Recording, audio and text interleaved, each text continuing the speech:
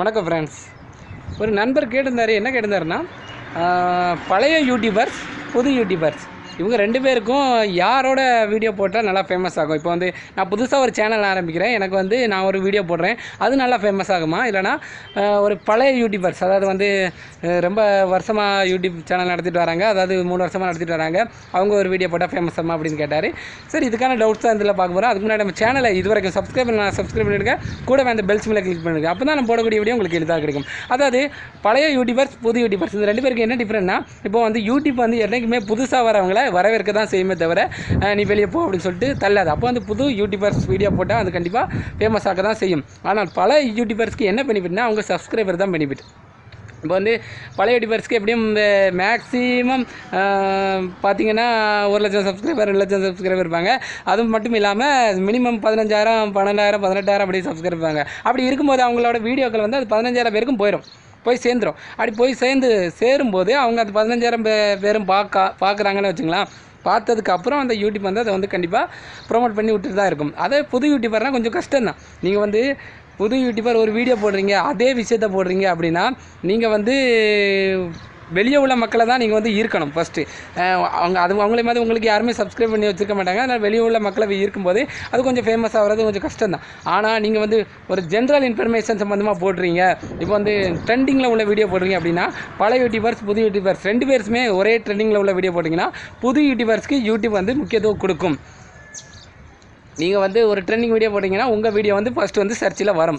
ஏன்னா வந்து நீங்கள் புது யூடியூபர்ஸ் உங்களையே கொஞ்சம் ப்ரொமோட் பண்ணி விடணும். யூடியூப் அதாவது ஒரு குறிப்பிட்ட காலம் வரைக்கும் உங்களை ப்ரொமோட் பண்ணி விடணும். அதுக்கப்புறம் நீங்களாக ப்ரொமோட் ஆகிடுங்க, நீங்களாக வந்து டெவலப் ஆகிடுங்க அப்படிங்கிறது யூடியூபோட பாலிசி வேறு.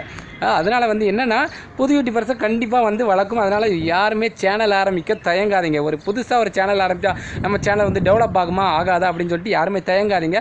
புது யூடியூபர்ஸை கண்டிப்பாக வந்து யூடியூப் வந்து ப்ரொமோட் பண்ணியே ஆகும். பழைய யூடியூபர்ஸ் ஆட்டோமேட்டிக்காக சப்ஸ்கிரைபரில் ரேஞ்சில் இருந்து ஒவ்வொருத்தராக பார்த்து ப்ரொமோட் ஆகும். புது யூடியூபர்ஸ் அப்படி கிடையாது. நீங்கள் வந்து ஒரு வீடியோ போடுங்க, அது வந்து ட்ரெண்டிங். அதாவது இதில் ஒன்று நீங்கள் புரிஞ்சுக்கணும், ட்ரெண்டிங் வீடியோ மட்டும் தான் நீங்கள் ஃபஸ்ட்டு போடணும். நீங்கள் வந்து ஒரு சேனல் ஆரம்பிக்கிறீங்க அப்படின்னு சொல்லிட்டு ட்ரெண்டிங் வீடியோ போடணும். இல்லைனா ஒரு சேனல் ஆரம்பித்து நிறைய பேருக்கு ஷேர் பண்ண வேண்டியது அவசியம். நீங்கள் வந்து உங்களோட ஃபேமிலி ரிலேஷன், புது யூடியூபர்ஸாக இருந்தாலும் சரி, பழைய யூடியூபர்ஸாக இருந்தாலும் சரி, பழைய யூடியூபர்ஸுக்கு சப்ஸ்கிரைபருக்கு ஆட்டோமேட்டிக்காக போய் சேர்ந்துடும். புது யூடியூபர்ஸ் கண்டிப்பாக நிறைய பேருக்கு ஷேர் பண்ண வேண்டியது அவசியம். இப்போ வந்து ஒரு வீடியோ போடுறீங்க, ஒரு சமையல் சம்மந்தமாக வீடியோ போட்டிங்கன்னா உங்களோட ஃபேமிலி குரூப்ஸ், தென் ஃபேஸ்புக் ஃப்ரெண்ட்ஸ், இப்படி எல்லாருக்கும் ஷேர் பண்ணி 100 பேரை பார்க்க வச்சுட்டிங்கன்னா தான், அதில் நிறைய லைக் வர வச்சுன்னா தான் உங்கள் வீடியோ ஃபேமஸ் ஆகும். மற்றபடி ட்ரெண்டிங் வீடியோ போட்டிங்கன்னா அப்படி இல்லை. உடனே யாராவது ஒருத்தவங்க சர்ச் பண்ணும்போது நியூ வீடியோ, அதாவது இப்போ ஜஸ்ட் நவுல போட்டிருக்கக்கூடிய வீடியோ அப்படின்னு சொல்லிட்டு யாராவது சர்ச் பண்ணி பார்த்தாங்கன்னா வரும்.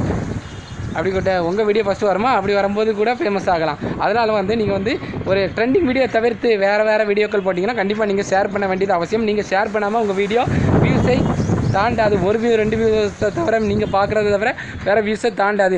அதனால் பார்த்துக்கிடுங்க. நீங்கள் வந்து ஒரு வீடியோ போட்டிங்கன்னா, புது யூடியூபர்ஸாக இருக்கீங்க, நீங்கள் ஒரு வீடியோ போட்டிங்கன்னா கண்டிப்பாக ஷேர் பண்ண வேண்டியது அவசியம். நீங்களே வாட்ஸ்அப் குரூப்பாக இருந்தாலும் சரி, ஃபேஸ்புக் குரூப்பாக இருந்தாலும் சரி, எந்த குரூப்பாக இருந்தாலும் சரி, ஷேர் பண்ணி உங்களை நீங்களாகவே ஃபஸ்ட்டு வீடியோக்கோ செகண்ட் வீடியோக்கோ ஒரு 10 வீடியோக்கு டெவலப் பண்ண வேண்டியது அவசியம். அதுக்கப்புறம் ஆட்டோமேட்டிக்காக சப்ஸ்கிரைபர் இன்க்ரீஸ் ஆகிட்டு வந்துடும். உங்களை யூடியூப் டெவலப் கண்டிப்பாக பண்ணி விட்டுரும். அதனால் பார்த்துடுங்க.